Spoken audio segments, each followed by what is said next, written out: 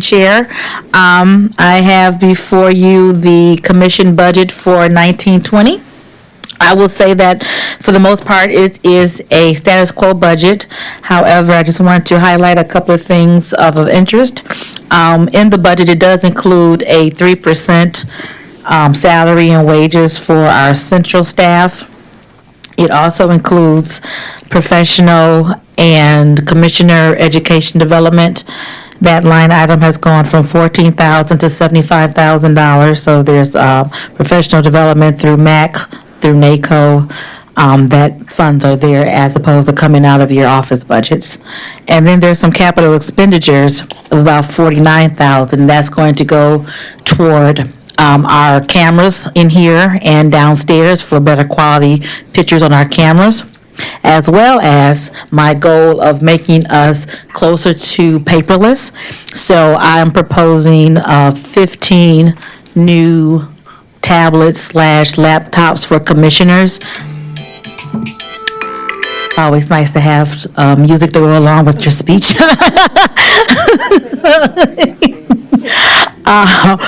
Proposing that we go work toward going paperless, and what that means is we'll be providing either laptops or tablets for the commissioners for our committee meetings, and what that will also mean is that we will not have the packets that we normally have for full board and committee meetings. You'll be able to pull those up on your device, but if you would like to have paper, then your office will be responsible for printing those documents. Otherwise, they will be on the device that we choose. So that's something that I'm hoping we can implement October, November-ish, once we get those in and have everyone trained on how to use them. So other than that, everything else is pretty much status quo. Most of our requests were fulfilled, if not all of them. I don't know if Mark wants to chime in on anything specific. Madam Chair, actually, I think you covered it very well. It's primarily status quo. Personally, I'm happy with the budget. I think it accomplishes our objectives and helps the commission move forward in their responsibilities. One thing I did not say is right now we're slated with 54 positions. We have 47, and I am in the process of hiring additional analysis staff to help with the analysis. You know, we've hired a few legal persons already, and that's in this year's budget. But going into next year's budget, I hope to hire at least 2 more in Pam's shop. Oh, as well as in Marcy's shop. So let me turn that over to Marcy for the Auditor General's piece. Marcy Carr, Auditor General. In our office right now, we have 7 full-time, 2 part-time. We have 3 vacancy, and I'm happy to say we're actually going to hire somebody on Monday to be a senior auditor. The chair met with her yesterday, passed her background checks. We'll fill out paperwork on Monday, so then we'll still have 2 vacancies that we're recruiting to fill those vacancies. And we're actively looking at incentives to get those positions filled. The Auditor General or an auditor's position is a coveted position these days. And 1, people aren't going into that field as much as they used to. And 2, we're a little bit behind on the pay scale for that position. So we're trying to work diligently to get people who will come in and give them the compensation that they deserve. And we can also charge back for that. Yes, For the services. 85% of our expenditures are charged back. Right. Absolutely. So it does pay for us to Make upfront sure. it. Yes. Well, thank you for that. We have a list of people asking. A list? To ask questions.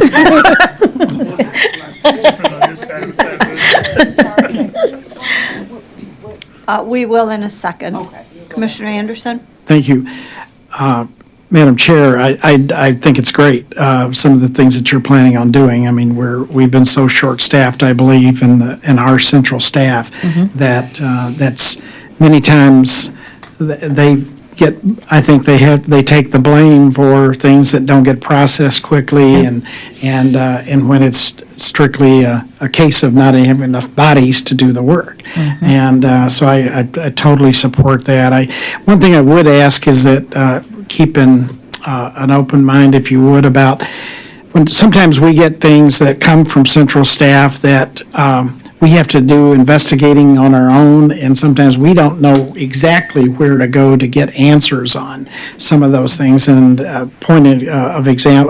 example is when we get all those properties, when there's, we're talking about the right of refusal, and then we're forced with, okay, how are these going to be handled in such a way that that's proper and that there's not people that are getting things for a song that should be worth a lot more money. If we're got properties and it looks like for the foreseeable future, we're going to have more of those. And so that's just one example. Other things that we might be beneficial to the commission to have someone that can work as an investigator to check things out on behalf of the commission, the entire commission.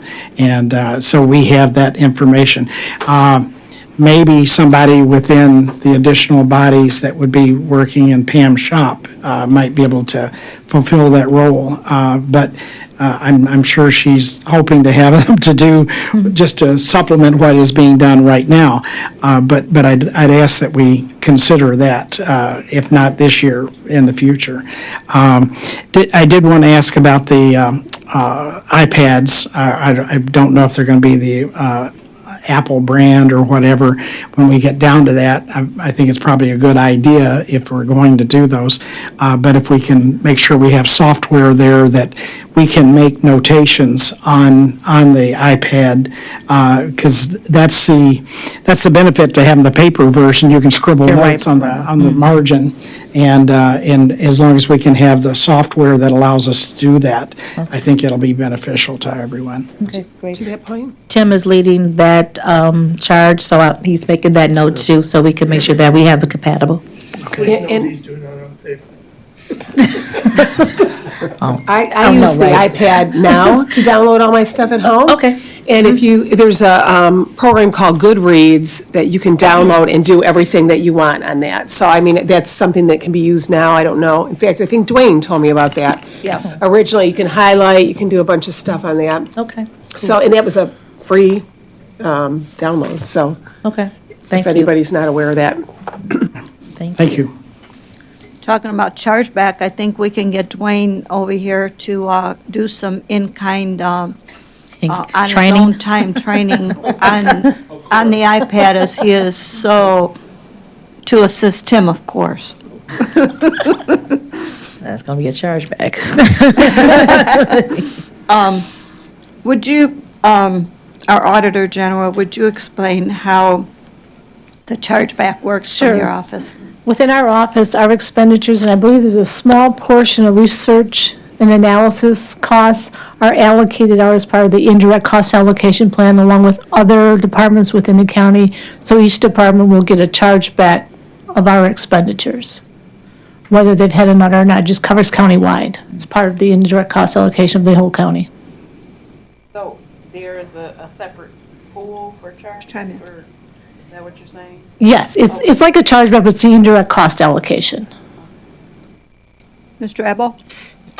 Commissioner, there are a lot of departments that, where costs are accumulated and those costs get shared with other departments. So a perfect example of that is like rent for the building. It is not charged to one fund, but it gets allocated to many, many funds. Actually, for this purpose, I mean, the real goal here should be to focus on where costs originate. Because that is what we control, where it originates, and how it gets charged back is really just moving money from one pocket to another. But the real efficiency, if I might chime in on Marcy's behalf, is that what the Auditor General has proven so many times in the past is for every dollar that she spends, she recoups many dollars in efficiencies through her audit work and compliance work that's done through the county. So that is the real benefit of that department and why we really need to make sure that that it is staffed properly because and I'm sure Commissioner Basham would concur that that the savings are many times over what we actually spend in that department. Thank you. Commissioner McCormick, would you like any other? Okay. Commissioner Maraki and Commissioner Knapp? You have nothing? Thank you, Madam Chair. While we're talking about software and paperless, I know that I had brought this up to the chair and to Tim Johnson as well. I would like to suggest investing in Adobe Pro software. I think it would be very beneficial, especially to our clerk's office. I've used it in my past professional life. It's wonderful for merging documents in Adobe, editing documents, paperless, preparing, the packets. So just throwing that out there, if that's something that you want to look into. If I could add, through the chair, we're currently installing... Turn your mic on. We're currently installing about 12 or 14 licenses. The Auditor General is getting a couple, and the rest are going to our research department. And I think that was because of your suggestion a couple weeks ago. All right, thank you.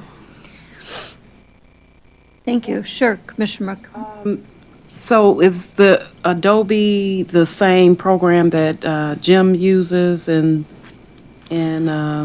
creating? Jim uses Adobe InDesign, Right. which is a desktop publishing software. Okay. This Adobe Acrobat, right now we have Adobe that you can read PDFs. This new software that Commissioner Dobbs referring to allows you to manipulate the PDFs, like move pages around, delete pages, add pages. Okay. So the software that Jim has, are we able to include that in what we're getting? Can we also get that software? And I only say that because when Jim sends us documents for communication purposes, if we could alter the document, it would make it easier than going back and forth with his office. So that's why I'm suggesting that. Yeah, you're free to get that through your office budget. It is a rather expensive software program, and it's kind of a complicated program, but if you have some desktop publishing proficiency, you can pick it up, but it is... Through the expense of the office. Yep. Okay. Thank you. And we purchased just the ability to have that one software just on his device? Correct. Just, we bought one license We for bought Jim's one license for his. Macintosh computer. Okay.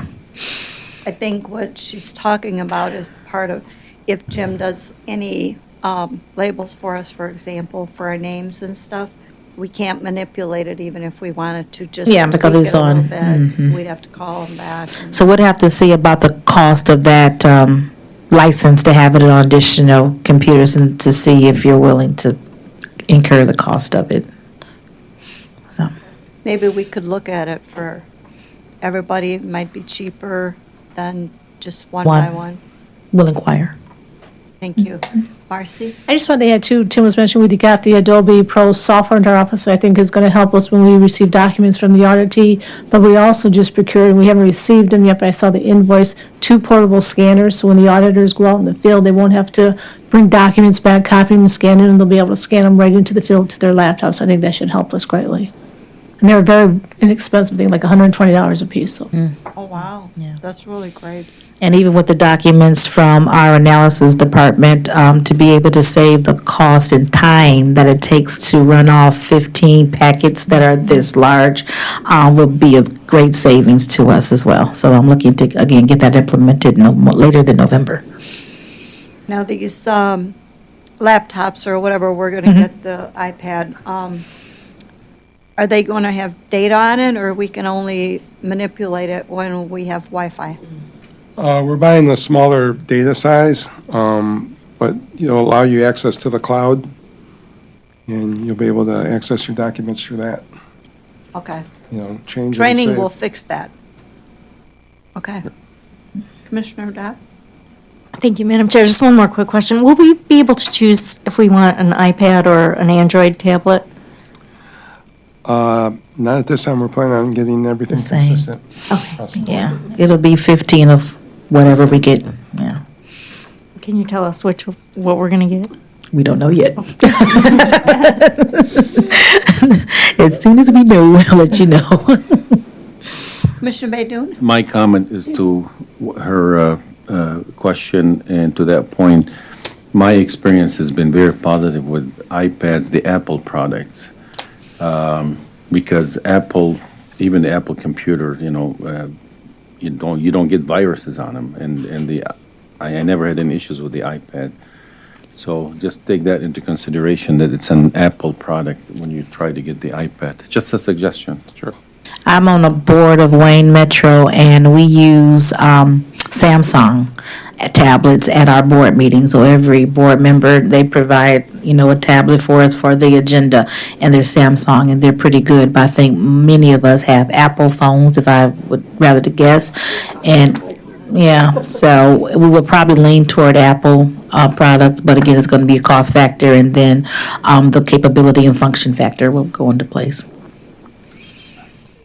Commissioner Anderson? One last question, and I think, Tim, you were talking about storage on the device itself, but it'll be cloud-based storage for the most part, so we don't really need a lot of storage on the device.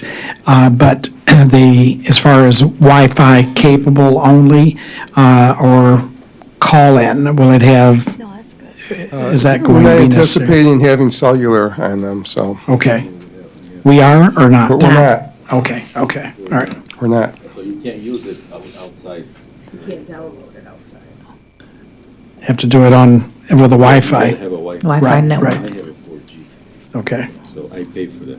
okay. If we wanted to, could we do it out of our office budget to have more They memory? can't, once you buy the unit, it's either it's that one way or or not. another, and it's that way for good. It's Yeah. not upgradable to do it. So, $10 a month for the 4G. right. Is it $70 a month? Well, 20. Yeah, that's what I pay. Hey, Commissioner Baidoon was saying it costs him about $20 a month for the 4G. It does cost, yeah. Right. Okay, thank I you. always upgrade to a higher memory and all when I buy my equipment, so that way, I would rather have more and have it longer. Exactly. So we might want to think about that. I'm sure Tim and Chair's thinking about all of that. And we're getting input, of course, from the IT department with Hector and his team to see what would best fit our needs in Pam shopping, so we can make sure it's something that's compatible for us to use. That'll be the best product that we can have as we move forward in that direction. Commissioner Haydus? Yeah, yeah, I used to have a Addis?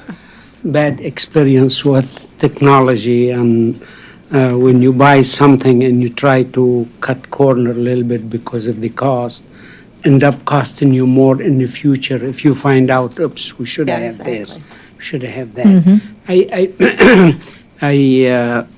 I hope Kevin would agree is if we go ahead and buy what we need and probably do the maximum available, it save us from upgrading in the very near future.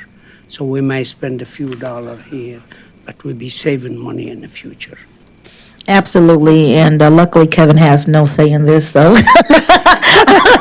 But we'll make sure that, you're welcome. So we'll make sure that it's the best quality device that we can get that has the most capabilities, absolutely. Excellent. Yeah, I meant in a budget. I know, I understand.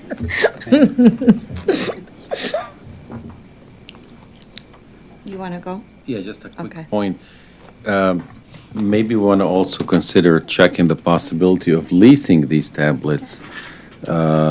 And I don't know what the cost factor is going to be, because they would be responsible for it in case somebody drops it or they lose it. It would be covered. Something to think about. Absolutely. Thank you, similar to your phones, yep. Okay, thank you. Commissioner Maraki? And I'm just wondering too, and maybe you're looking into this, is the choice going to be an iPad or a laptop? Or everybody's going to either have Everybody's a gonna get laptop? whichever or an we iPad? decide, Okay, yes. Sounds good. And I'll get input from commissioners as to what you all think would be better for you. But I think we're leaning towards tablets, but we'll see. Go ahead. Go ahead. And with my tablet, I also have a wireless keyboard, which is very convenient too. Yep. That might be something that could be added on to have that Yes. as well. Thanks. Me too, yep. Well, I should have said, prepared to be impressed. Yeah, we are, for the most part. I pretend to be more so than I really am. But I'm getting there. Well, thank you very much. Thank you. And thank you for having such able staff for us to work with. I cannot tell you how valuable and easy they made this budget cycle for us. I don't know what I would have done without our staff. Yes. But I think Mary did something really, really special today, and I think she should announce it herself instead of us doing it. Mary, tell them where the lunch came from. They hate it when I do that. Thanks, Commissioner. We use Country Chicken Restaurant as our vendor for the halal meals for the TSA contract for the senior citizens. So I thought it'd be nice if we tried them out and see what they serve the seniors. Oh. Wasn't it great? It was good. Thank you for that. Thank you. Thank you, for Mary. thinking of that. Absolutely. Yeah. All right. Thank you very much. If there are not any other questions, thank Oh, you. there's- And if there's one more. Oh, there's One one less, more. there's always one There's more, almost right? one That's more. usually I was me. getting out of here. I was going to ask, I know there's a lot of, we've heard from different departments and electeds that, about parking stipends and for some of the employees in the clerk's office, in the Register of Deeds, and I would want us to keep an open mind about maybe doing something like that for our central staff in particular. But whatever their cost is, do they get parking for included? Yes. Oh, okay, Yeah. okay, I wasn't sure about that, but, They do. all right, thank you. Thank We you. lead by example. Yes. Thank you very much. Thank you all so much. Thank you. Look forward to any discussion or any suggestions that you have as we move forward with going paperless. Thank you. Thank you. No. Oh, I don't know. Tim will have to answer that question for you.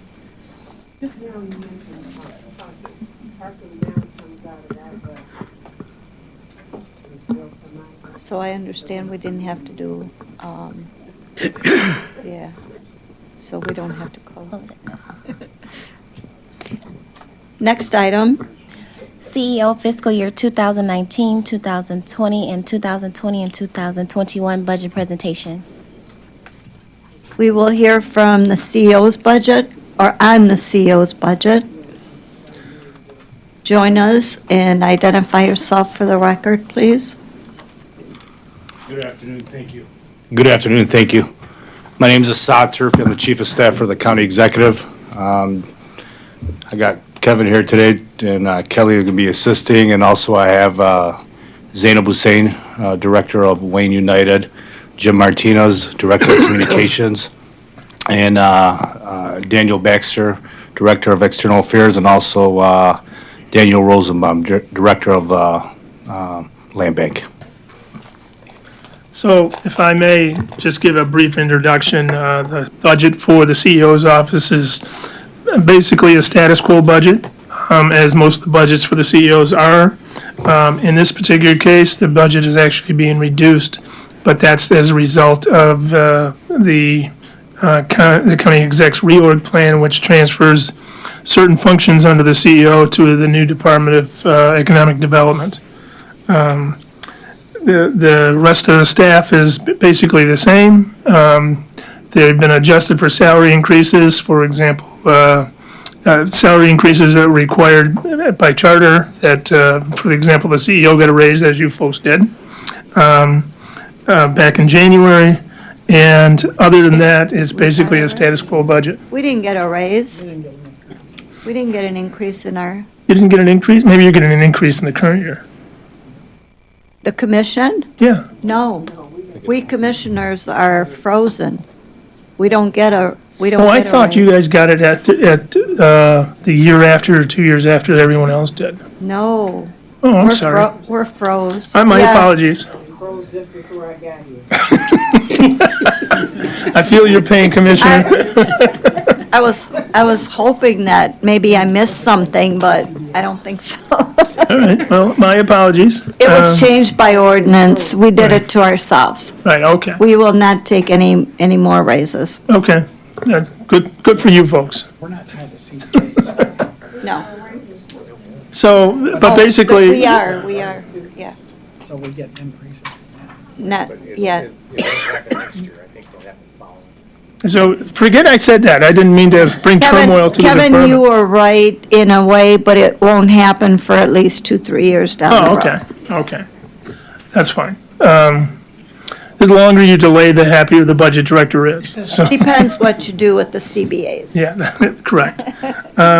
So basically, the CEO's office incorporates the CEO and his, the soul,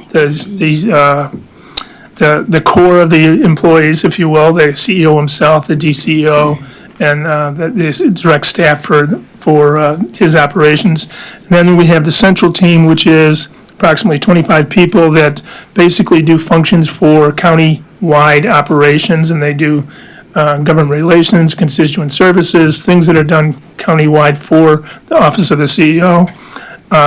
You have the land bank that Daniel, if you have any questions for Daniel, he's available in the audience. And then we have a new function called Wayne United, and Z is here. I keep destroying her name, so I just call her Zeta.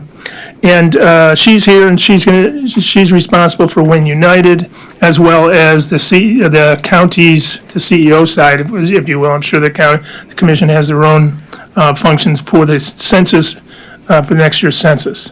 So she's responsible for going and doing outreach for that. And that's basically the budget. If you have any questions, we're more than willing to answer any questions you have. We start out with Commissioner Martha G. Scott.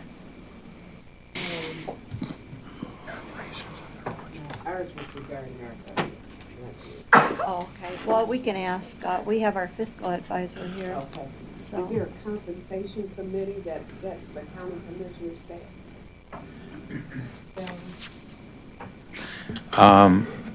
Through the chair, no. Just recently, there was an ordinance that was passed that links elected officials of the county to compensation that's given to our collective bargaining agreements. But I don't believe that takes effect immediately. Felicia, please help me with this one. I think it's within 2 years. You would put me on the spot, so I don't recall the dates, but the dates were staggered, and it was based on the election. So I know for the other electeds, it was different from that of the commission. I just don't recall the dates off the top of my head, so they may come around after the next election cycle, I think is when they'll kick in for the commission. Are we not a creature of state government? Under the Charter Counties Act, which is the county's enabling legislation, it gives this body, and also the charter does as well, the authority to set compensation. So this body sets compensation. And so you did that via ordinance. Oh, okay. When did you do that? I think the last change was, When Commissioner Parker was here, I think. no, he- it was no? under former chair right before he left. Okay. So last year, I guess that was last year. That's correct. Yes. You voted last year. Yes, ma'am. Okay. Parker froze it, that's what he. All right. Okay. Yeah. Thank you. Commissioner Maraki? Kevin, just so I don't have to look through my book, how much did we allot for this Wing Not yet. United program? The Wayne United program is It's $100,000. One United or Wing? Wayne. Oh, Wayne, as in the Wayne. county of You said it like 4 times. I'm like, what does wing mean? Okay. Commissioner Basham, did you want to say something? attention so I can get on the list, is all. Okay, you're on the list. Okay. Okay, I'm still talking. Yes. Okay, all right. He was waiting. I was getting a little confused here. Wayne United, Wayne, Ray. Okay, all right. You make me feel good. I thought I'm the one have the accent, not you. It's Wayne United. Okay. And there's $100,000 earmarked for that. There's another $75,000 over 2 years. There's a grant for the census side of the responsibilities. The 75 is a grant, It's a state grant. state I grant, think it's a state grant. State grant. but the 100,000 is out of the general fund? Yes. The 75 is divided among 2 years. Yeah, this 75 is up 2 years. There's a budget adjustment there's a budget adjustment that's in process. It's going to certify the entire thing this year because we didn't know how much action should be used, how many things should be doing this year. Then we'll just decertify it and certify the balance next year. So Do you think that 75,000 is being given, or in proportion to other counties? That state grant? No, we had applied for it through an organization. I would have Zainab come up here, she could explain it. And we had made a request for a certain amount, they ended up giving us, I want to say more than what we asked for. Yeah. Hi, everyone. Zainab Hussein from the County Executive's Office. So regarding the grant, we received a grant for $75,000. We get it in 2 installments. $37.50, I believe, was the first installment that we received. In October, we'll receive the second one. We were actually only a few people or counties, actually Wayne County, the city of Detroit, and I believe a municipality within Wayne County, and maybe 2 other ones, and I can get that information to you, that actually received the grant. So we were just a few individuals. The grant was distributed by the Southeastern Michigan Community Foundation. All right, thank you. You're welcome. Commissioner Anderson? Thank you. Couple of questions. What does this firm, Truscott Rossman Group, do? What do they do for the county? I could have Jim come up here, he could give you more in depth. Okay. And how much are we paying them? Good afternoon. Turn your mic on and identify yourself for the record. Jim Martinez, Director of Communications for the Wayne County Executive Office. Truscott Rossman provides public relations and media relations communications advisement. That's not what you do? Yes, that is what I do. Okay, but they do it too? Correct. Okay. How much are they paid? It was a contract that was up to $12,000, not to exceed. And that is what's being proposed again, the same amount? My understanding was no. This was an old contract that is not in. Not in existence I'll leave that to anymore? Kevin. no, this was a one-time deal type of thing, that there was some surplus dollars. I hate to use the word surplus dollars. There's some additional dollars that were earmarked that we redirected under the CEO's budget to do this. And again, if that happens again, the CEO reserves the right to do that as well, do that going forward, so. So, yeah, if you say it's not in existence anymore? No, grant money it or was a something one-time that- deal. Okay. Also, Wayne United, what is the structure of the organization? Do we have like a chart of who's in what positions and how many staff are in that That's me. department? Just yourself? Okay. A box of 1, and we were actually fortunate this time around. We were able to provide, I think it was 4 interns this semester over the summer, which was really nice. We had someone coming from Spelman, someone from Wayne State, one from U of M, so we kind of really got a good combination of all of Wayne County residents especially. So I am the primary kind of person in front of Wayne United, so just me. So your salary's paid through Wayne United? She's part of the central team. Okay, it's part of the central team. And where do the funds go if it's a nonprofit, correct? No, It's not considered a nonprofit? no, it's not considered a nonprofit. Okay. So how do the funds flow in and out of that?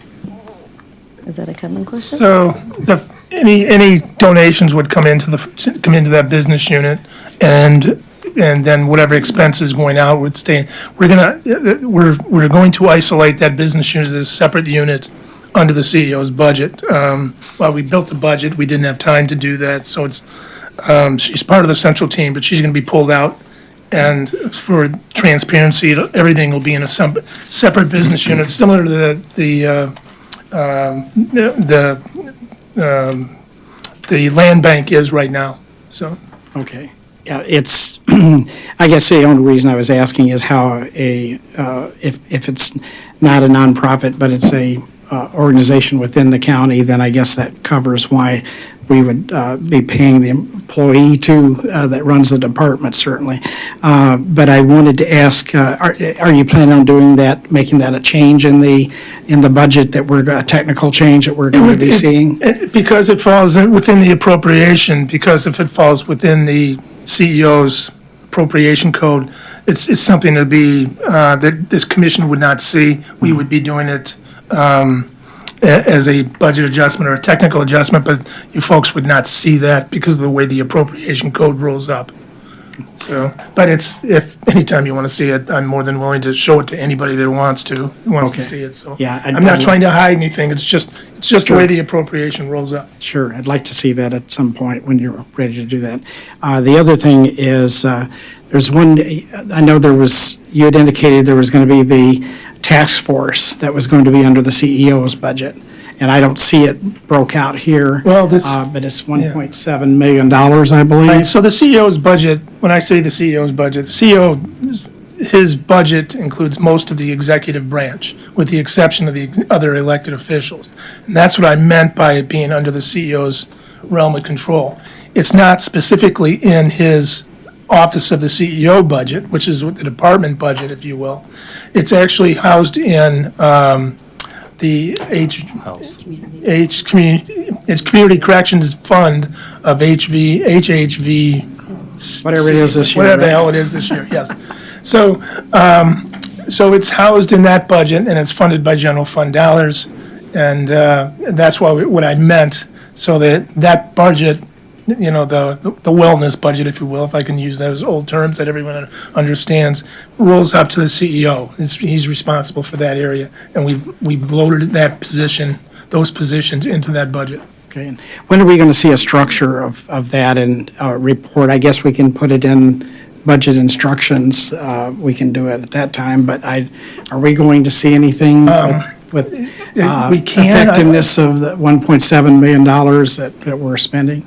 Yes, Commander Barber has told me separately that they're starting up. They're still in the startup mode, and they're going out and doing certain things, but they're taking baby steps, if you will. But once the task force gets rolling, then there'll be reports that if you wish to see them, we can show them to you. I'd appreciate that. And also, I guess the question came in my mind and some others, I think, too, that if we're having a hard time staffing the sheriff's department as it is currently, where are we getting these other bodies from, and what impact is that going to have on the current shortage?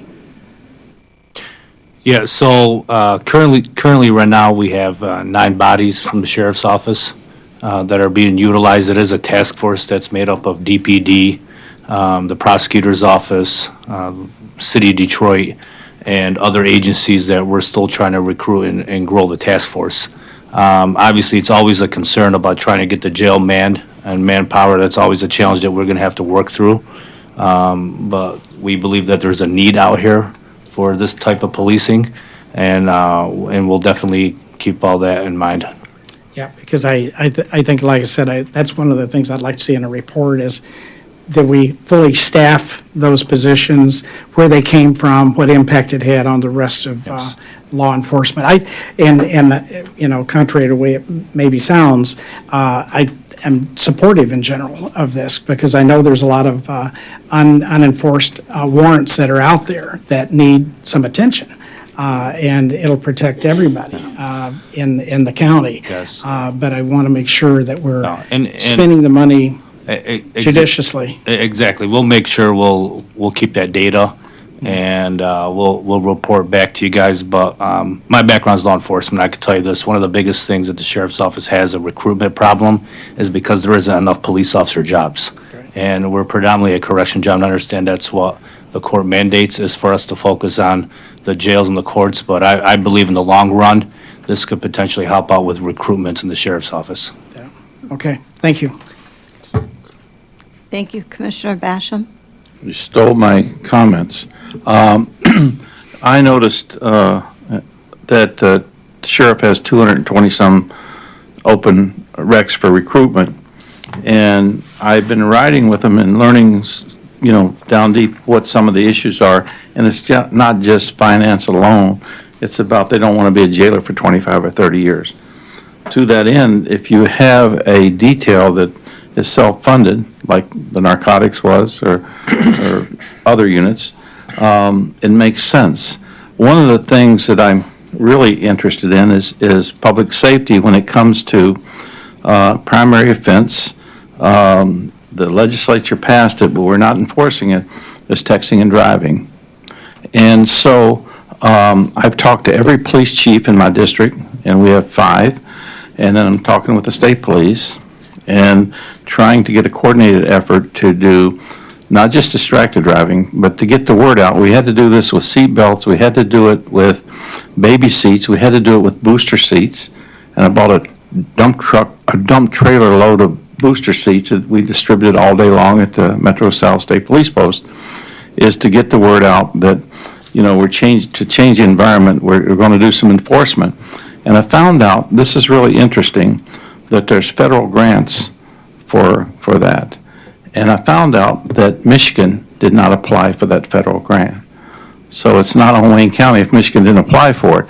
But the thing of it is, if we could come up with some financing to get the message out about, and do some enforcement with the sheriffs, and even if you coordinate them I've met with small cities like Rockwood, who don't have a detail, yet Woodhaven's a bigger city that does have a detail. If you could, like they did Drano and narcotics years ago, if you could do Drano type thing for texting and driving, believe us or not, it might save 1 or 2 lives, maybe 3 or 4 lives. But we need to do more when it comes to enforcement, when it comes to texting and driving, not just distracted, just to get the message out. And over a period of time, people will start to actually follow through and maybe quit holding their phones up and texting and driving. Is there any funding, I'll get to my question, is there any funding that the sheriff can, work with the locals, work with the state, work with the feds, to get some revenue for the detail, to go around and work with different communities to try to enforce texting and driving, like state police did the Wolf Pack for construction zones. And I was with them one day when they wrote 215 tickets in 2 hours. It's amazing when you get the word out like that, people don't want to fly through a construction zone. So is there anything, and I know I'm putting you on the spot here, but can we work on trying to find a partnership with the state and the feds and the county and the locals to get out there on texting and driving? Yeah, no, definitely a good point you bring up, and, Write that down. We definitely always encourage the sheriff's office and all law enforcement communities within the county to apply for every grant that they could get. Anytime you can get somebody else to pay for services where you don't have to pay for them, it's always a good thing. And there's ways we could work around that with, potentially doing the detail on an overtime basis, where you're not taking deputies out of the jail and really giving an opportunity for some deputies to get out there on the street and doing some policing. But, I'll definitely look into that, and we'll see what we could do with it. Yeah, I can't believe that the state didn't even apply for that grant. And a lot of times what happens is we always assume that people know about this kind of stuff and this information. But if we're not actively looking or don't have, it's true, the right people looking for it, we simply just miss it. Thank you. Commissioner Baker McCormick. Thank you.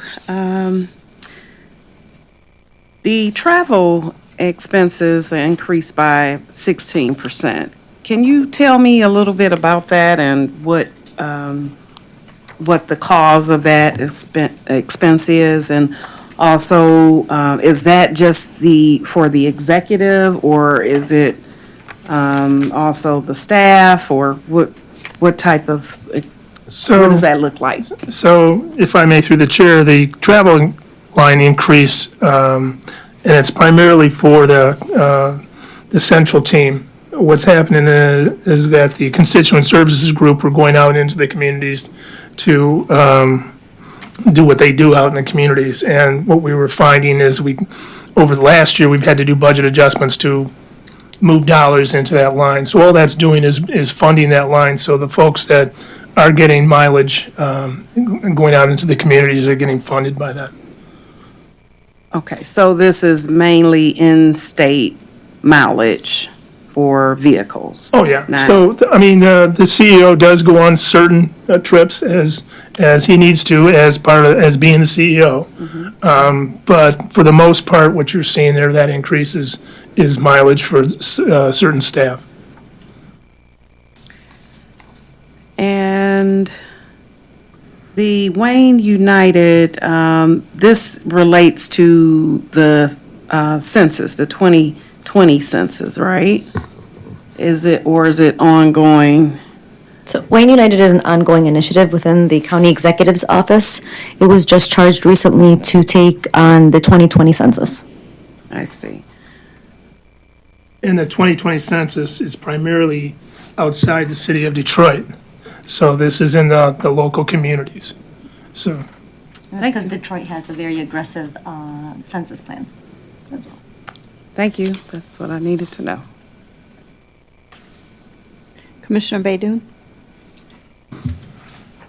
Thank you, Madam Chair. First of all, Zainab, I just want to applaud you for all that you're doing to make sure everybody gets counted next year. You're doing a great job with Wayne United. The budget, we got 75,000 grant and 100 from the general fund. Do you expect that for this campaign of the census, do you expect that you're going to need more money next year? I mean, I know there's going to be a lot of commercials and events to invite people, and I don't know how much door knocking you're going to do and what's involved in your campaign. But do you expect this is adequate funding for what you're trying to accomplish next year? She's I'm obviously looking going at to say Kevin no. because I'm going to say no, but we were trying to be as, so the idea, the way we've positioned ourselves as the county, because of the lack of resources we have, because, rightfully, we have so many things going on that we could only allocate so much to our budget, is building partnerships with, organizations, nonprofits, community leaders, so that we maximize every dollar that we have.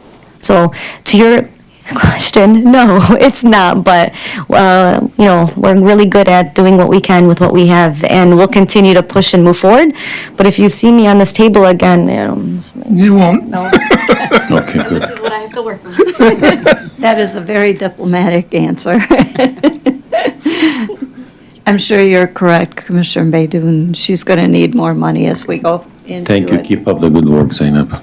Thank you, Commissioner Maraki. Thank you, and don't worry, you're like the 10th person that have sat there, so they disagree with Kevin at some point, so you're It's not. not that I'm in disagreement. I just, Yes, we get it. Back to the warrant program, and the request from Commissioner Anderson about the report. Should we do that through the budget process like we've done yeah, other? put it in the budget instructions and. Okay, in the instructions, okay. Fine.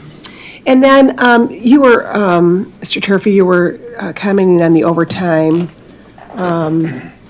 possibly using that with what Ray was talking about. Is some of that warrant program going to be done by sheriffs on like the overtime type basis? It's a full-time detail.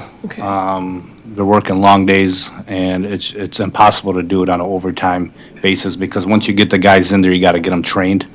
And they're working in teams, and it's a very systematic approach. As far as I know, right now, there hasn't been any discussions of that. It doesn't mean it may not happen. If they need an extra body or two, if they end up executing search warrants or something, and they don't have enough bodies, they may pull somebody out for overtime, But as of right now, there is no plans for that.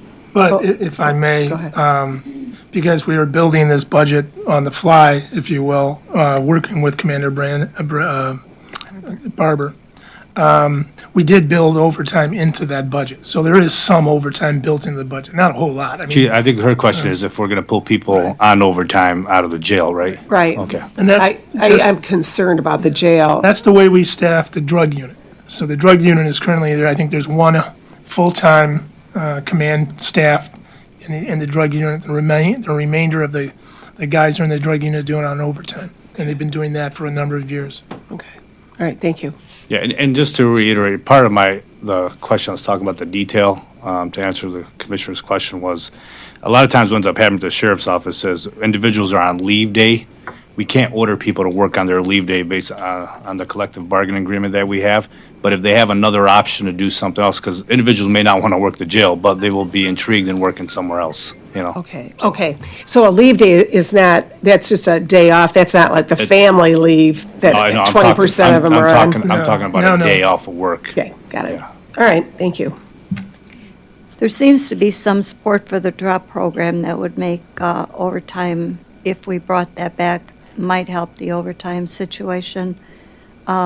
Has there been any more movement from the from I'm gonna let Executive Warren Kevin Evans answer that question because, yeah. to kind of look into it a little bit more? I- We could I- fashion it in different ways. Yeah, it can be fashioned in different ways. Right now, the CEOs doesn't have an appetite for bringing back the drop program. He was actually sheriff I when know. we did the last drop program, so that should tell you something. He doesn't have an maybe we- aptitude right now for it. Okay. Overtime, we're going to have to pay them one way or the other. They're either going to be paid on this program or they're going to be paid on the sheriff's program, so. No, and I realize that, but I'm just, the concern of Right. the jail is my biggest concern with this. Thank you. And would you be able to bring in some retirees as well, as long as they don't make 1,000 hours or more, work 1,000 hours or more? You mean On that program, On that, for the task force? yes. 1,000 hours is 6 months a year of employment. And I believe, and I believe the county executive would agree with me, that this is a full-time, it's got to be a full-time deal. You don't want to get people in and out. You know, like Kevin had mentioned, they're starting up, but they've been starting up for 6 weeks or 8 weeks now. And we're starting to get into motion. And it takes time to train individuals. Somebody, you know, you got to remember, it's been a while since we've had deputies on the streets doing police work. Right. And so there's got to be that position that we're taking is kind of like slowly bringing them in. We don't want to go from 0 to 100 real quick and end up having an incident that we all regret. So it's really about just ensuring that we got our personnel trained and making sure they're dealing with the community in the right respects and, you know, and they're properly trained and they're all, and the system is working. How do you choose who's going to go into the task force? It was a discretionary choice. We put out an application, HR put out an application, and individuals applied, and from there, between the sheriff's office and Commander Brandon, they went through the list and interviewed and conducted, you know, interviews based on that, but it was based on discretion, not seniority. Yeah, the sheriff is allowed discretionary positions, and that's what Assad is talking about. Well, at least I'm glad to hear that it went out and people could apply for it. We've had years where they were just picked and other people didn't know about it, but sounds like they had a little bit of knowledge that this was coming up and Yeah, they there could was a apply. process, yeah. We don't always guarantee who gets it, but they should be able to apply. Yes. Thank you. Commissioner Marecki? Sorry, back to me again. Judge Kenny was in front of us a couple weeks ago, and he wasn't aware of this warrant program. Do you guys have to have him sign off or anything with that consent agreement? Does he have to be brought up to date with what's going on like that, taking sheriffs out? Based on the consent agreement? Yeah, I'm not sure. I don't. The posts have to be filled based on the consent agreement. And I after that meeting, I did alert the DCO that DCO. Deputy County Executive. Deputy County okay. Executive Judge Kaufman. Okay. That, and him and Judge Kenny talk all the time. Okay. Sometimes much to my chagrin, because I find out about it later, but he's going to, if he hasn't already, he's going to reach out to Judge Kenny. So, Okay. Because I mean, hopefully that happens before we vote on this budget, so we kind of know that Kenny's okay with this. You know what I mean? Right. Instead of approving something that says is breaking. Well, as long as, like I said, the posts have to be filled. Yeah. And that's what Judge Kenny is responsible for. And as long as the posts are being filled within the 3 jails, then, it is what it is. Well, I'll make sure Judge Kenny's Right. notified. Okay, thank you. Appreciate Felicia, that. would you chime in, please?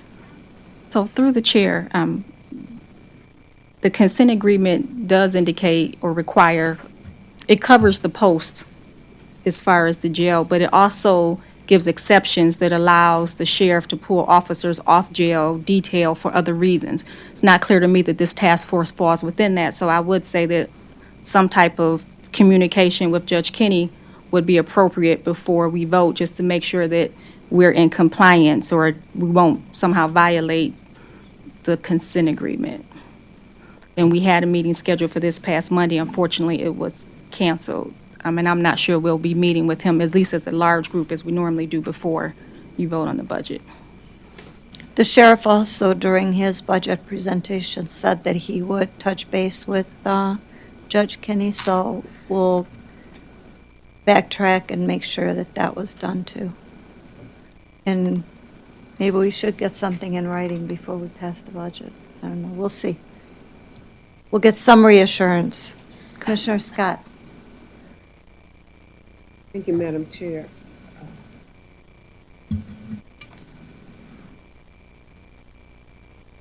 Thank you. When do you expect the training to be completed? When I meant training, it's not like we're sending the officers away on training. It's more of like on the job as they do the work, kind of like, sharpening up their skills. But it's we're gearing up, we're moving. They're pretty much almost in full effect now.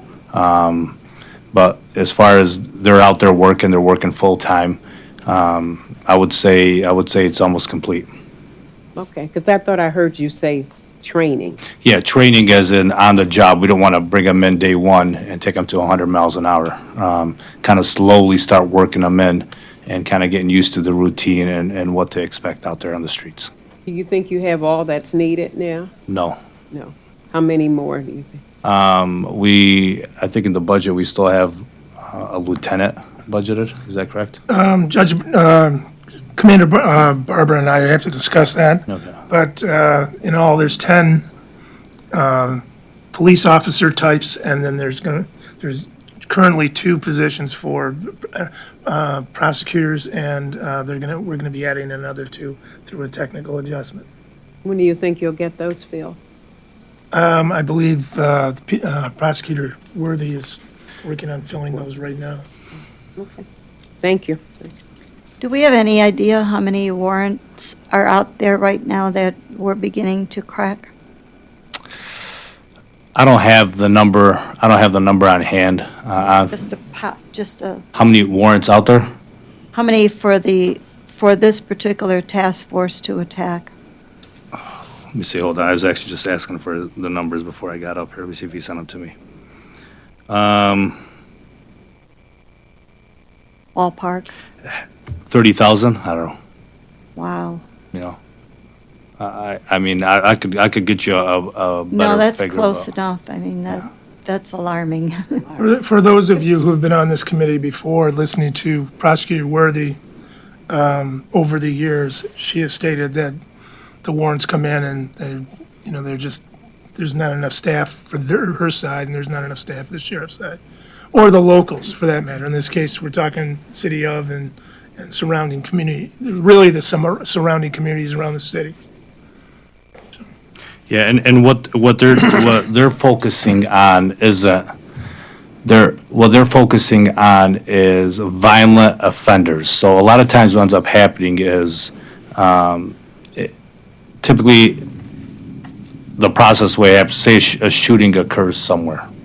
And, by the time the police get to it and they respond, there's a lot of loose information. Sometimes the investigatory reports are not tight. By the time they get a warrant issued for the individual, it's like 6 months, right? So at that point, police start looking for them. Well, in that 6-month window, what has happened, that same individual is committing shootings and all kinds of things. So a lot of times when we think about and every weekend, typically there's definitely a season for crime. And crime is pretty much, shootings occur from April until pretty much October. And every weekend, it's, you get a 70, 80-degree weekend night. You're always going to hear on the news, something has happened. There was a spike in shootings. And what this task force is really truly designed to do is go after individuals that are most likely to commit these types of crimes and have committed them before. So, we're still trying to reach out and get other agencies like the Michigan Department of Corrections on board. But I'll make sure we can provide you those numbers once we get the data of how many, warrants there is out there. But there is thousands. During the prosecutor's presentation, she made a very, very compelling case for us to put about $1 million into her IT budget so she could get warrants electronically as opposed to all the locals sending it to us or bringing it down to her office and then have to Xerox all this, put it probably eventually in the Vagliardi building or whatever. It becomes another layer of nightmare. Is there any appetite now trying to do more things now electronically to bring us up with the safety aspect of the county, and trying to start working on that as opposed to wait until next year or the year after when the problem is just going to get worse and worse and worse? And one thing the county, we haven't just really done well is really storing information on data cloud. And that's more of an IT question. I'm not an expert in that, but we are looking at getting all our data in a cloud so we don't have to have Northline, the building in Northline jammed with boxes or even Vigliotti packed from, the floor up. So we are looking at alternatives of what we could do in the meantime.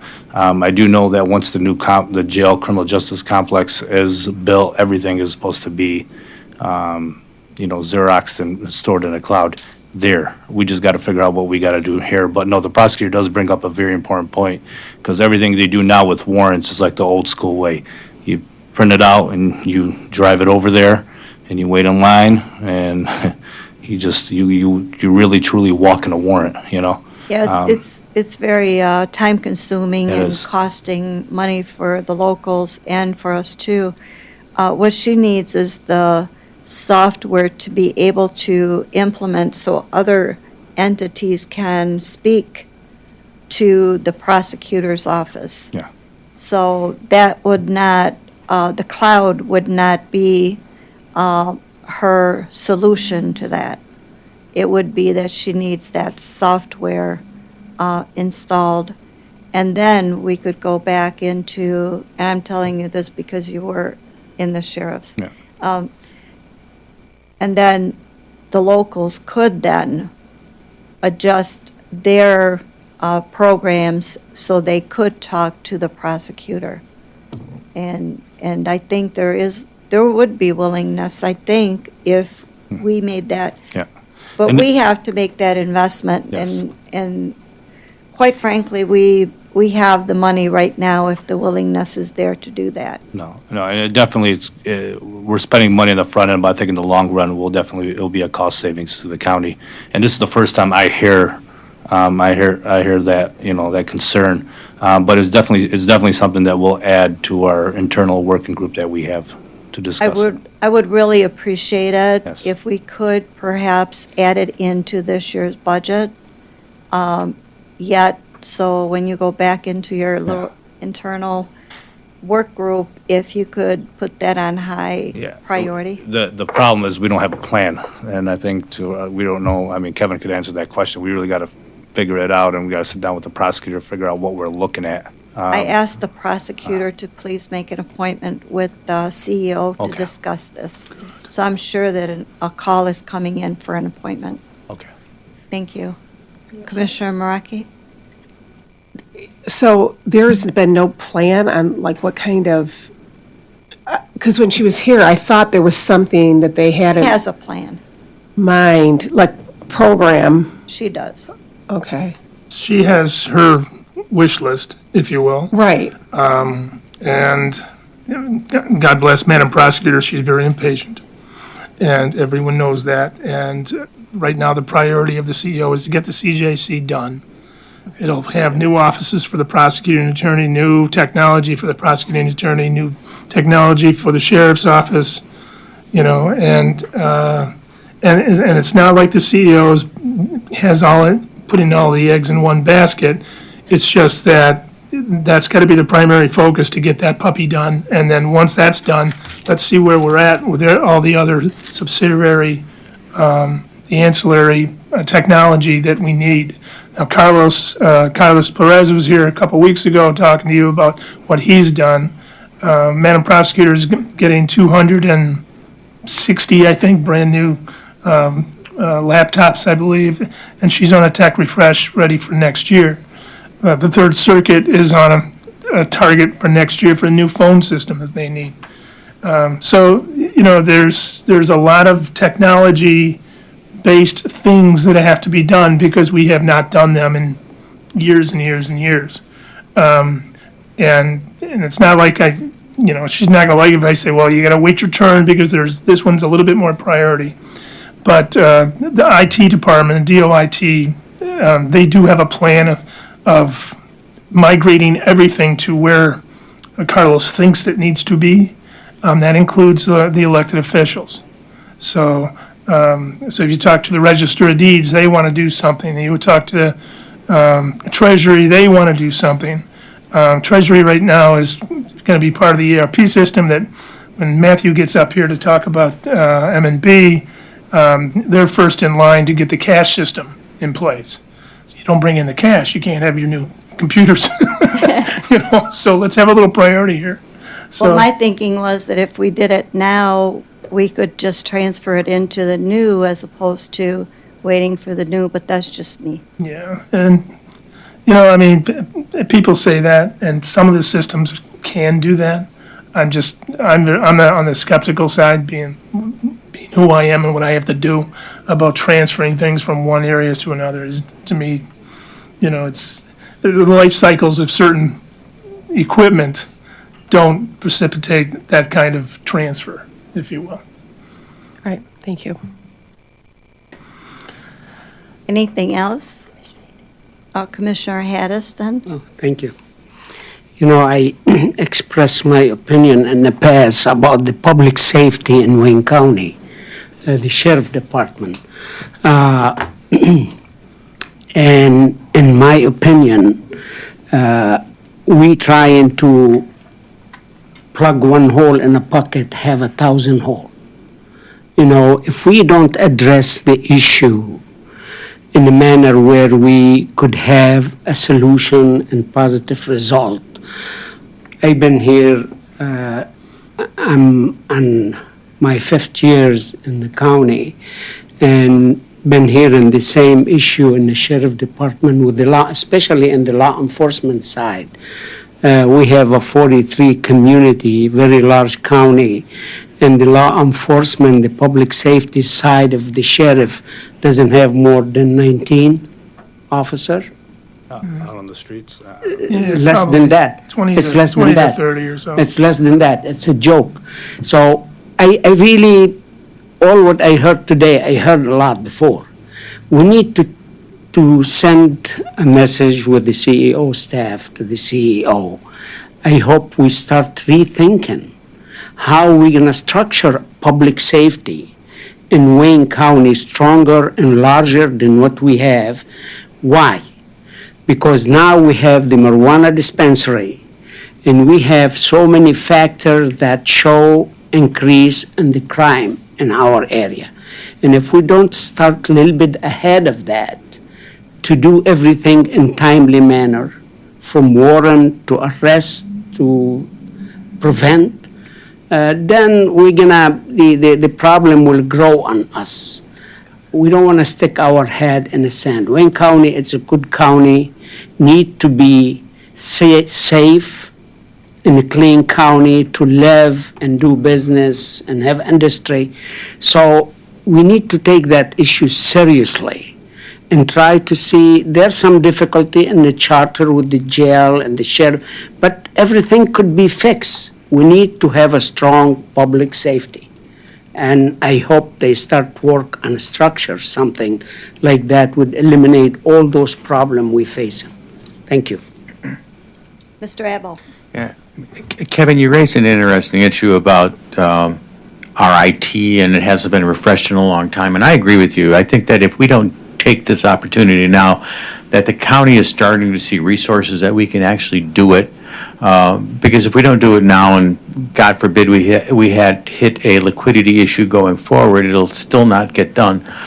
But what I have been seeing over the last couple of years is we're trying to fix a lot of problems with current operations. A perfect example of that is the ERP system. We're allocating $8 million a year for X number of years in order to accomplish it. And even when we did the CUP, we're taking, $35-40 million, and we're trying to take it out of current operations. Do you think that there comes a point in time when we may want to bundle all of these together and maybe do a bond issue for $20-25 million and spread it over the next 15-20 years? There's always that possibility. And again, that's probably a better question once we talk about M&B, because M&B right now, we now have a new financial advisor group. It's actually an old financial advisor group for some of the long-term commissioners here. Arcadia is coming back as our long-term financial advisor. First thing we're going to be looking at is and I'm blowing Matthew's thunder, I'm sure, but we're going to be looking at refinancing and to see what we can, what things that we can pay off early to save us some money, things like that. But it's not we're not taking anything off the table about long-term financing or bonding or anything like that. But, we have to get, again, I've said it more than once, you got to look at the whole ballet, not just one of the dancers on the ballet. And that's just one dancer that we really have to focus on, so. I agree. And again, I wasn't suggesting we do anything this year, but I'm thinking on a going forward basis, that could be a strategy that we could use in order to get the funding to take care of issues now and just fund them over the next, 20, 25 years. Thank you. Well, my big reason for the IT to go forward as soon as we can with the prosecutors, because that would serve all of our communities too. And we are Wayne County, and we would then share in helping our locals get ahead a little bit in their safety initiatives, because we would not be taking their people and having them transporting documents as opposed to sitting or going after somebody that they need to do. So that's why it's a big push on my side. Thank you. Anyone else? Any, Commissioner Scott? Thank you, Madam Chair. Say amen to that.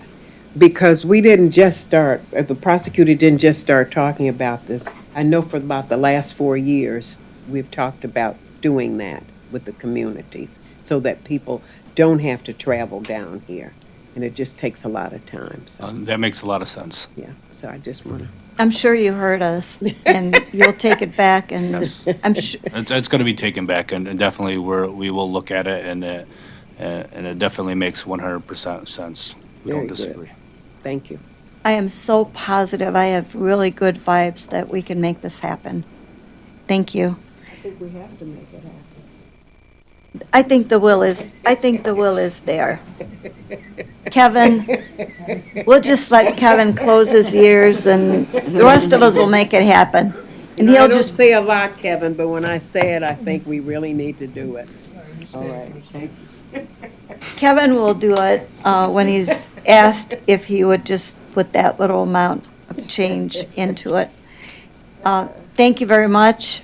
We appreciate you. We wish you good luck with this new initiative. We need it bad, and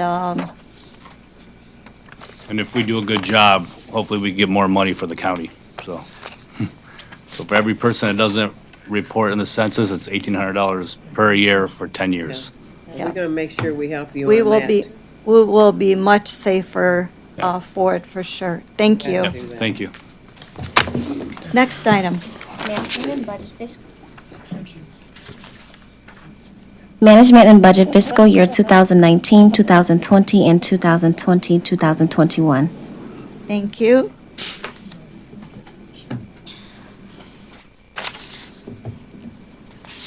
I think I made my case. They should be proud. I'm changing seats, Commissioners. Yeah. Well, good afternoon. I think you have to reintroduce yourself because you changed seats. Kevin Since he Haney. moved seats, yes, he Yeah, does. Kevin Haney, Deputy Chief Financial Officer and Budget Director. Matthew Dubay, Interim Chief Financial Officer. Good afternoon. Welcome. Kelly gets to move too.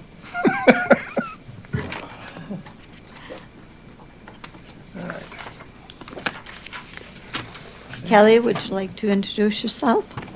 Kelly Rao, Assistant Budget Director, Management and Budget. Thank you. CEO stuff. Welcome. You need my copy? No, I got that. Okay. Management and Budget's budget is provided in two components, one for the Office of Management and Budget, or the department, and the other component is non-departmental. This encompasses various county operations which don't fall within any given department or elected office, but actually affect us all. So the Management and Budget component, the actual division itself, we have here the budget has a status quo of FTEs, I believe, from prior years. The only big change from last year to this year is under the reorg plan that was approved by commission, capital development and buildings administration is no longer part of management and budget. It is now part of a separate department, the economic development department. Happy to answer any questions the commissioners may have on management and budget's budget. So if I can add to Matthew's presentation, the major functions of management budget come down, right now are coming down into three areas. We've got assessments and equalizations, which is Scott Vandermeer's group, and they do assessments for the entire county. Then there's what we call central service, our central service team, which is basically, our management and budget services team, which basically is payroll and financial reporting, budget, and all the functions that go into budget. And then what I like to do is break out the last piece, which is like a unique piece that he's more familiar with than I am, obviously, so if you got any questions regarding that. But it's the ERP system, and management and budget, along with HR, are driving, they're the central drivers to get the new ERP system. ERP system is going to replace general ledger, all of the ancillary functions of general ledger. It's going to replace the cash system over at the treasurer's office. I think I mentioned that a couple of minutes ago. And it's going to replace the payroll HR system. So that gives you a little bit more detail of what management and budget does. And as Matthew says, if you get any questions, just please we'll answer whatever you need. We're going to go ahead and do the non-departmental too. Yeah, okay.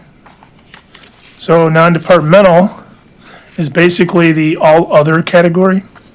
So if it doesn't hit somewhere else in the county budget, it's going to hit non-departmental. It rolls over a number of different funds. The one that you're mostly familiar with is non-departmental in the general fund, and that's where we budget for things that don't really belong to a specific department. So all the MAC dues are there, the NACO dues are there, transfers to the Mental Health Authority are there, debt service is there, things like that, as well as transfers out to other funds that subsidize the other funds. So there's transfers out that go to the child care fund and things like that. And then outside of the general fund, there's a number of different funds that, if you go through it, there's the debt service funds. There's 3 or 4 of them nowadays. There used to be just one, the 301 fund, and now there's 302 and 303. And 302 is basically paying the debt service on the jails project. 303 is basically a function of selling of the downriver sewer system. And Matthew can talk about that because he's more familiar with that accounting, if you will. And then there's the construction, the capital fund and the construction fund.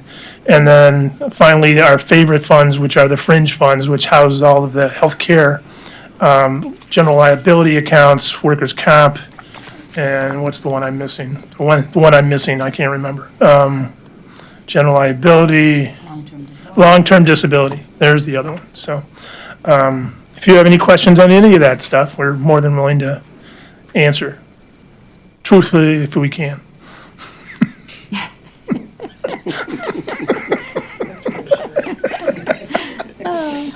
Commissioner Marecki. Thank you. Actually, you just answered my question about the 303 fund, but could you go into that a little bit more for the downriver? I wasn't sure what that was. Certainly. So when we were operating the downriver sewer system, there was a point in time where we were required to build facilities to actually process waste, and we did not have an agreement with the local communities at that point in time. But it was to their benefit to have facilities that actually met Department of Environmental Quality requirements for wastewater. And so we took on the risk of building those facilities. We sued the local communities and won a judgment against them for them to pay the county back for the bonds that we had taken out to fund these construction projects, mandated required construction projects. When we sold the downriver sewer system, those bonds still existed, and we could not transfer ownership of them to the new authority because the county has a judgment levy placed on the local communities to pay the county for us to process the debt service. And so that was part of the standard operations of the downriver sewer system in the past. When we sold the system, we kept the debt because it's in our name and we could not transfer it, but we've also kept the judgment levy still exists. It's a federal court judgment levy, and the communities will pay the county, and then the county services the debt. That used to be part of the downriver sewer system fund. Now that fund no longer really exists because we sold the operations. We had to create a debt service fund that is just that debt service process.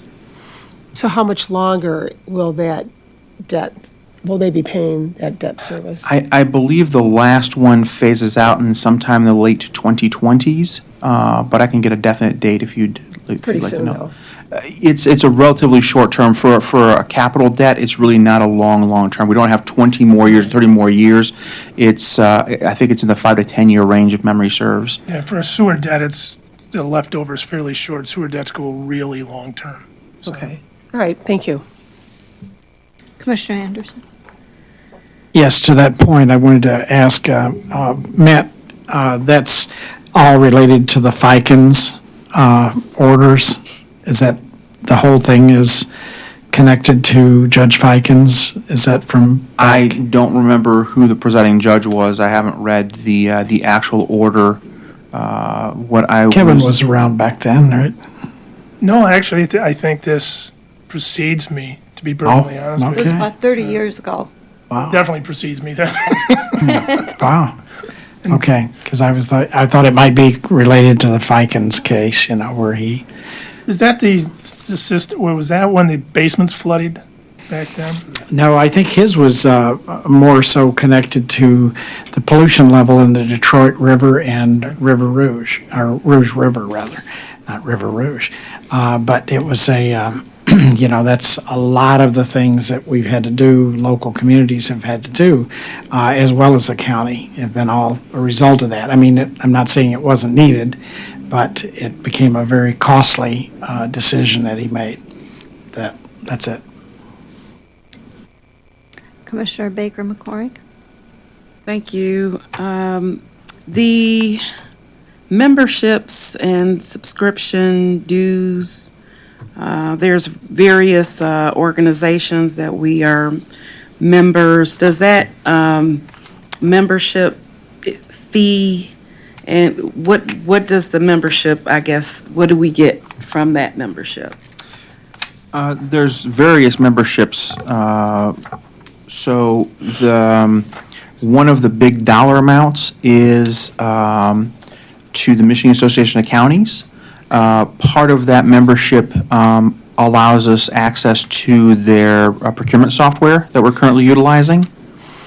We also have memberships to, we have a number of CPAs being an accounting function. CPAs, we offer to pay for the Michigan Association of CPAs memberships. We do that so the MICPA offers discounted members training. And so we get the membership discount rate. It pretty much offsets the dues for the most part. We also get on occasion free training. Not just discounted, but free training from them, which is nice. We also pay dues to the Government Finance Officers Association. They provide feedback on our comprehensive annual financial report and feedback on the county's budget book. We have memberships. Assessment Equalization has some memberships to their professional organizations.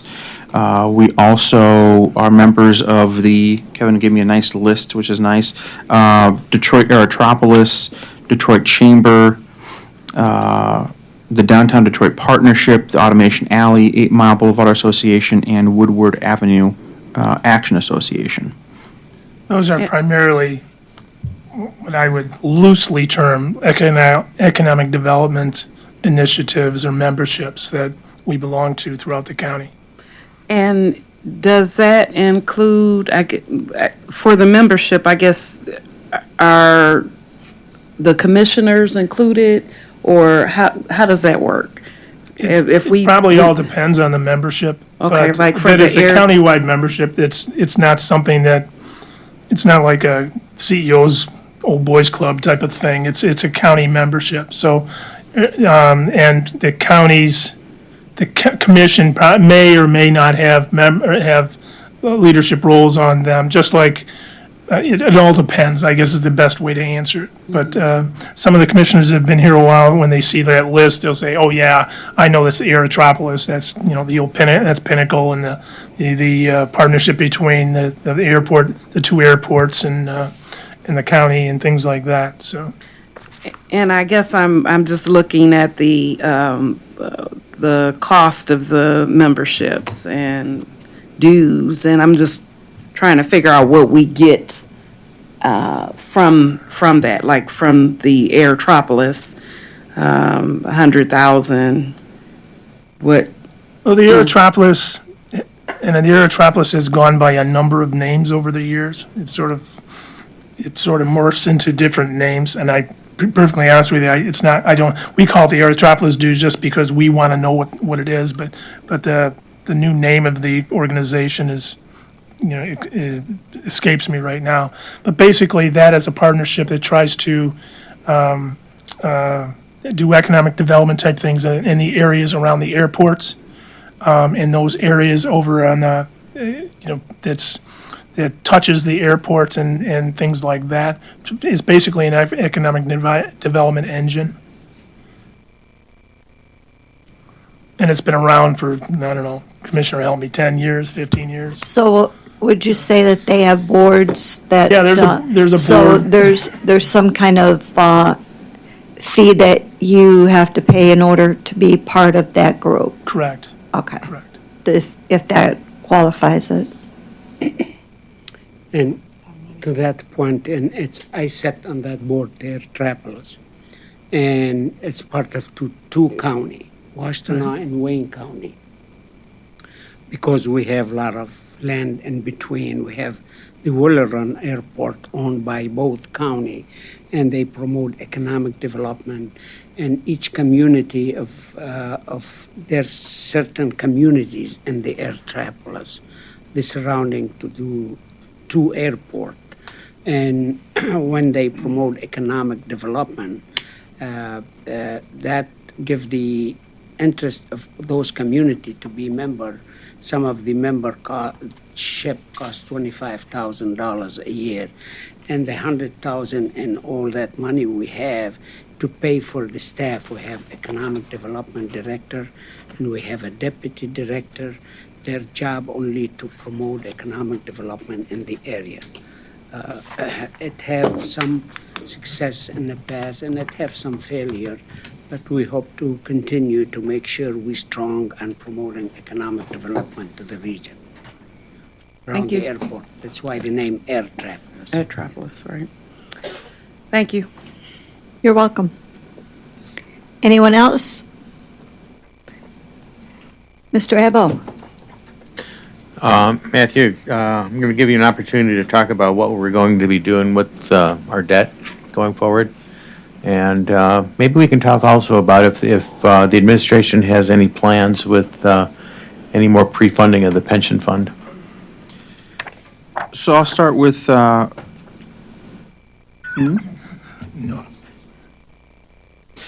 so I'll start with our current debt. Well, actually, my concern more was anything that's callable that we can refinance. You do have plans for that, I hope. The current plan is we're waiting on a contract approval. Commission has a contract with Acacia Financial. That is the firm that was selected through an RFP to provide financial advisory services. Once that contract is reviewed and hopefully approved by Commission, then they will help us to develop a plan for which of our callable debts we should just outright call, any that we should refund, and how to structure the refundings. We have a number of issuing entities on our debt. Some of them are building authority, some of them are a stadium authority, and so we have to judiciously look at how to roll these together or keep them separate, how many issuances we should have, whether one big one or multiple different phases. We also have a couple of as yet to be callable. Some become callable end of this fiscal or calendar year, and some become callable next year. And so we want to have a comprehensive plan that addresses all of these pieces so that we're not spending money to refund a bond very quickly where we could have rolled many issuances together and maybe just had one refunding that covers many debts versus having one refunding per debt. And so we're waiting on that group to be able to help us with that planning. We provide them, an update every time every couple of weeks on whether or not their contract has gone to committee yet, in the hopes that we're keeping them very interested. So as soon as we have the ability to talk to them and have them start doing work for us, we're going to have them start with that plan. That's their first piece of business. Who is that contract with, or going to be? It would be with Acacia Financial, ACACIA. Okay. I guess the reason that I'm asking is because I've seen estimates on the present value of the stream of payments, and it's multi-millions of dollars in Absolutely. value, so. As soon as we can interface with the financial advisor, do refundings and start dealing with these callable debts, that's one of the things that we want to do as quickly as we can. Not that we're putting any pressure on you guys. I believe it's in the works. All right, thank you.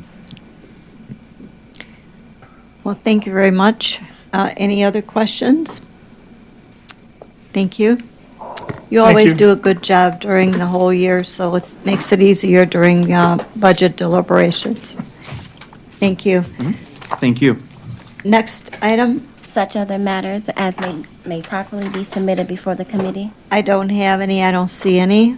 Next, Public comments. anyone from the public wishing to comment? Anyone from the public wishing to comment? Next item. Adjournment. We didn't have to have a public hearing today, so we opened it, but we don't have to close it. No, it's fine, since we didn't have to have it. That was precaution on my end. We will have to have it later again. Am I correct, Felicia? Since we didn't have to have it and I opened it, we don't have to close it. Yeah. I have not called for the vote on the adjournment.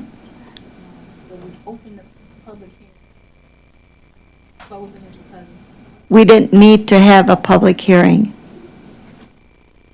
It wasn't advertised. It is on the agenda. Close it. I understand that it may not be the official public hearing that we need by law, but since we opened it, I don't know that I would want it to linger around for my next agenda. Commissioner Marecki moves to close the public hearing, supported by Commissioner Martha Scott. All in favor, say aye. Anyone opposed? Motion carries. Now I'll take Commissioner Marecki's motion to adjourn. Commissioner Scott supports it. All in favor, say aye. Aye. We're adjourned. Next Tuesday, we have Ways and Means. I was going to cancel it, but we have other meetings anyway.